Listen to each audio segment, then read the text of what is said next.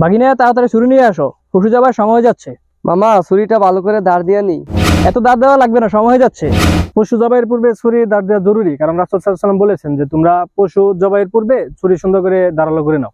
আকাশ বিন বাবুল, আলামিন বিন হাবিব, শাহাদাত বিন হাবিব। কি ভাই আপনি কি করতেছেন, কি নাম বলতেছেন এগুলা? কেন ভাই, আপনি কি জানেন না যে পশু জবাইয়ের পূর্বে যারা অংশীদার আছে তাদের নাম এবং তাদের পিতার নাম বলতে হয়, তারপরে পশু কোরবানি করতে হয়? এটা কি বললেন ভাই আপনি? এটা কি রাসূল সাল্লাল্লাহু আলাইহি ওয়াসাল্লাম এবং তার সাহাবী থেকে প্রমাণিত? আচ্ছা, যদি এটা সহিহ সুন্নাহ সম্মত না হয়, তাহলে তো এটা আমাদের পূর্বপুরুষদের, আমাদের আলেম ওলামারা পূর্ব থেকে এটা করে আসতেছে, তাহলে তারা কেন করে আসতেছে? আপনি বলতেছেন এটা আপনার পূর্বপুরুষ বা আপনার আলেম ওলামারা এভাবে শিখেছে। আমি বলতেছি এটা সুন্নাহ সম্মত কিনা। এটা চলুন আমরা এই সম্পর্কে আমরা জেনে নিই আসলে কোনটা সঠিক। ঠিক আছে ভাইজান, জাযাকাল্লাহু খাইরান। আমরা চলুন সঠিকটা জেনে নিই। আত্মাহারিক টিভি, ওহির আলোয় উদ্ভাসিত জীবনের জন্য।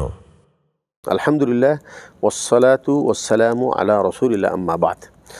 খুবই সংক্ষিপ্ত আকারে যে কুরবানি জবাই করার সংক্ষিপ্ত নিয়ম কি, এবং যার নামে কুরবানি হবে, কুরবানি জবাই করার সময় তার নাম উল্লেখ করতে হবে কিনা।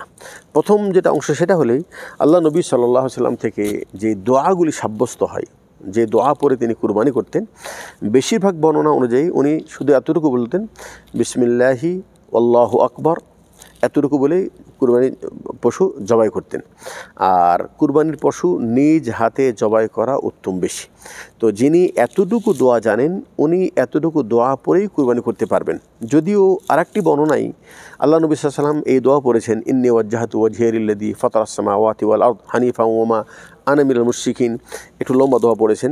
তো এটা পড়া জরুরি না, যদি কেউ পড়তে জানেন বা পড়তে পারেন পড়তে পারে, তবে সবার জন্য জরুরি না। এতটুকু বললেই হবে, বিসমিল্লাহ আল্লাহু আকবার বলে জবাই করবেন। আর যিনি জবাই করবেন তিনি, তার সম্পর্কে রাসূল সাল্লাল্লাহু আলাইহি ওয়াসাল্লাম বলছেন যে যেই ছুরি দিয়ে জবাই করা হবে এই ছুরিটা যেন সুন্দরভাবে ধারালো করা হয়, ধার দেওয়া হয়।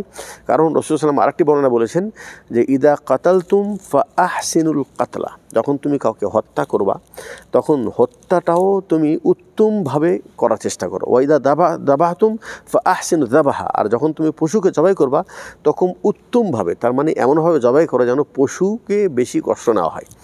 আর জবাই করা যেটা নিয়ম সেটা হলে যে এখানে 3 ধরনের রগ আছে।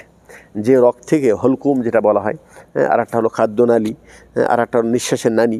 তো এই নালীগুলি কেটে দিলেই পশু জবাই হয়ে যায় এবং শরীর থেকে সবগুলি রক্ত প্রবাহিত হয়ে যায়। তো এটা স্বাভাবিকভাবে জবাই করবে, এবং সবগুলি কন্ট্রোলে জবাই হয়ে যাবে, পশু জবাই হয়ে গেছে। কিন্তু আমাদের দেশে পশু জবাই করতে যে আবার ওই ছুরি দিয়ে ঘুতায় দেখা যাচ্ছে যে ভিতরে আর একটা সাদা রগ আছে, ওই রগটা না কাটা পর্যন্ত মনে করে যে পশু জবাই হয় নাই। তো ওটা জবাই করতে যে কেউ ঘাড় মোড়া দেয় পশুর, আবার দেখা যাচ্ছে কেউ ওই ছুরি দিয়ে ঘুতা দেয়। এই দুটাই আসলে এটা পছন্দনীয় কাজ নয়, এটা না করা উচিত। এটার দ্বারা পশুর কষ্ট হয়।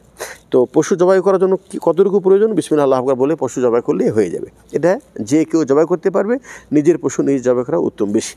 আর আরেকটা অংশ সেটা হলো, যিনি কুরবানি দিবেন তিনি একজন ব্যক্তি হোক অথবা একাধিক ব্যক্তি শরিকান অবস্থা যখন কুরবানি দেবে, তখন প্রত্যেক কুরবানি দাতার নাম কি সেখানে উল্লেখ করতে হবে? তো আসলে আল্লাহ নবী সাল্লাল্লাহু আলাইহি ওয়াসাল্লাম থেকে এরকম কোনো বর্ণনা পাওয়া যায় না যে তিনি নাম উল্লেখ করেছেন। আসলে মানুষ যখন কুরবানি করবে বা যে কোনো এবাদত যেটা করে, সেই এবাদতটা আল্লাহর কাছে কবুল হওয়ার জন্য মূল হলো নিয়ত।